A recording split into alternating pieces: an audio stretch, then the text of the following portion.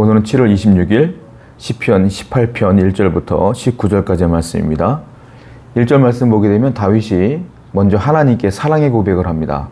이 시는 하나님께 사랑 고백으로 시작하는 시예요. 1절 한번 볼게요. 나의 힘이신 여호와여 내가 주를 사랑하나이다. 사랑합니다. 이런 거거든요. 자, 다윗이 하나님을 사랑한다고 고백하고 있어요. 하나님도 여전히 다윗을 사랑하십니다. 하나님은 다윗뿐만이 아니라 저와 여러분들을 동일하게 사랑하시죠. 그런데 하나님의 사랑과 다윗의 사랑은 근본적으로 달라요. 왜 그럴까요?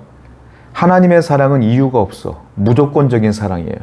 그냥 하나님께서 일방적으로 사랑해 주시는 거예요. 저와 여러분들은 하나님께 사랑받을 자격이 안 되잖아요.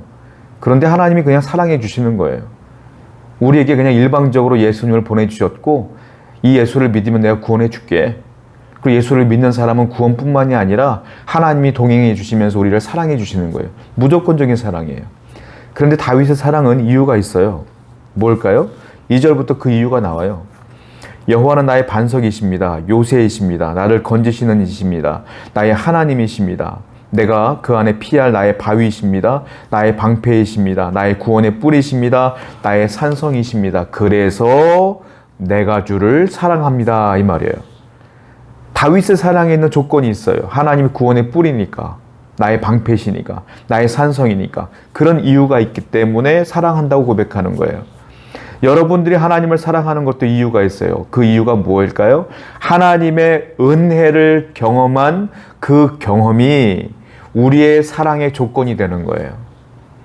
그러니까 저와 여러분들은 항상 무엇을 기억해야 되냐면 하나님이 내게 베풀어 주신 그 은혜, 하나님이 나를 사랑한다는 그 사랑의 은혜, 자비하심, 인도하심, 보호하심, 그것을 우리가 기억해낸다면 하나님을 사랑할 수밖에 없죠. 이 시간에 하나님의 사랑이 식어져 있다면 다시 하나님이 여러분들을 얼마나 사랑하는지, 하나님이 내게 주신 은혜가 얼마나 큰지 과거부터 쭉 생각해 보면서 다시 한번 그 하나님 앞에 사랑의 고백을 하고 하나님을 기뻐하는 여러분 되기를 축원드립니다. 은혜를 기억하는 것이 중요합니다. 자, 3절부터 6절을 보게 되면 다윗의 현재 상황이 녹록지 않아요. 3절 볼까요? 내가 찬송받으실 여호와께 아뢰리니, 지금 기도한다는 거예요. 내 원수들에게서 구원을 얻으리로다. 다윗은 원수가 있다는 거예요. 지금 위험해요. 쭉 보면은 4절 보면 사망의 줄이 나를 덮고 불의의 창수가 나를 두렵게 하였으며 스올의 줄이 나를 두르고 사망의 올무가 내게 이르렀도다. 내가 환난 중에서 여호와께 아뢰며 나의 하나님께 부르짖었더니 그가 그의 성전에서 내 소리를 들으시며 그의 앞에서 나의 부르짖음이 그의 귀에 들렸도다. 사망이란 단어 나오고 스올이란 단어가 나와요. 그만큼 죽음의 위기까지 처해 있는 거예요, 다윗은. 여러분, 우리가 인생을 살다 보면 크고 작은 문제를 만나게 됩니다. 다윗은 자기의 목숨이 달려있는 문제를 만난 거예요. 다윗의 목숨을 노린 사람들이 얼마나 많았겠습니까? 그때 다윗이 뭘 했다고요? 자, 6절 보니까 내가 하나님께 부르짖었더니, 기도했다 하는 거죠. 위기를 만날 때 다윗은 기도했어요. 여러분도 마찬가지예요. 문제를 만나면 기도해야 돼요. 그런데 중요한 게 있어요. 이 부르짖는 과정 가운데 위기를 만났죠. 부르짖었죠. 그리고 하나님께서는 마지막 쪽 보니까 나의 부르짖음이 그의 귀에 들렸도다. 응답했다는 거예요. 자, 그런데 이 응답의 과정 가운데 문제가 있고 부르짖음이 있고 응답이 있는데 이 부르짖음과 응답 사이에 비밀스러운 공간이 있어요. 다윗은 어디서 부르짖었느냐? 또 응답은 어디로부터 온 것이냐? 이 비밀스러운 공간이 있는데 6절 볼까요? 그 공간이 뭘까요? 내가 하나님께 부르짖었더니 그가 그의 성전에서 내 소리를 들으시며. 성전이 공간이에요. 무슨 말이에요? 다윗은 성전에 나와서 하나님께 기도했고 하나님은 성전에서 기도하는 그 다윗의 부르짖음에 귀를 기울이셨다 이거죠. 여러분, 문제를 만나면 그래서 우리에게도 공간이 필요한 거예요. 어디예요? 성전이다. 교회예요, 교회. 여러분 어려움을 만나면 교회에 찾아 나오세요. 여기서 기도하는 겁니다. 여기서 하나님께 예배하는 겁니다. 여기서 말씀을 듣는 거예요. 그럴 때 하나님께서 여러분들의 부르짖음에 귀를 키우신다 이거예요. 그래서 교회를 사랑하시고 성전을 사랑하시고 성전에서 부르짖는 여러분 되기를 축원드립니다. 7절부터 13절을 보면 되게 무서운 단어들이 많이 나와요. 이에 땅이 진동하고 또 요동하고 또 코에서 연기가 오르고 입에서 불이 나와 사름이요. 하나님이 임재하시는 것, 하나님이 일어나시는 거예요. 그 부르짖음에.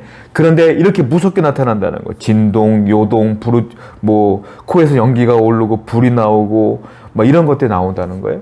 얼마나 무서운 모습입니까? 여러분 기억해야 될 게 있는데 원래 우리가 하나님을 만날 때 이렇게 만나는 거예요. 하나님은 원래 저와 여러분들에게 이렇게 무서운 분이라는 거예요. 그런데 우리는 그 하나님께 이렇게 무섭게 나아가지 않아요. 내 기도에 응답하실 걸 믿고 나가죠. 나를 건지실 걸 믿고 나가죠. 무슨 말이에요? 우리는 원래 죄인이기 때문에 하나님은 이렇게 무섭게 우리에게 다가오셔야 되는데 우리가 예수 그리스도를 믿음으로 말미암아 은혜를 입어서 무서운 하나님이 아니라 은혜의 하나님으로 다가오신다. 얼마나 감사합니까? 여러분들은 구원받은 그 하나님의 은혜를 잊을 때가 너무 많아요. 다시 한번 기억하십시오. 내가 죄인일 때에 하나님은 이렇게 무서운 분이셨다는 거예요. 그런데 내가 예수를 믿고 구원받은 뒤에는 내가 담대하게 하나님께 나갈 수 있는 은혜를 힘입은 거예요. 그래서 여러분들이 원망할 이유가 없죠. 불평할 이유가 없어요. 절망할 이유도 없어요. 늘 감사하고 기뻐하고 하나님 이름만 들으면 늘 감격해야 되는 것이 우리 성도의 삶 아니겠습니까? 오늘도 감사하시고 기뻐하시기 바라요. 16절을 보면 하나님은 악인을 대하는 것과 우리 성도들을 대하는 것이 너무 달라요. 볼까요? 그가 높은 곳에서 손을 펴사 나를 붙잡아 주시며 많은 물에서 나를 건져내셨도다. 앞에서는 그렇게 죄인들을 향하여 무섭게 일어나신 하나님께서 다윗에게는 어떻게 해요? 손을 펴시고 붙잡아 주시고 그 물에서 건져내 주신다. 얼마나 다정하십니까? 얼마나 은혜로워요. 여러분, 하나님은 성도를 대하는 것과 악인을 대하는 것은 달라요.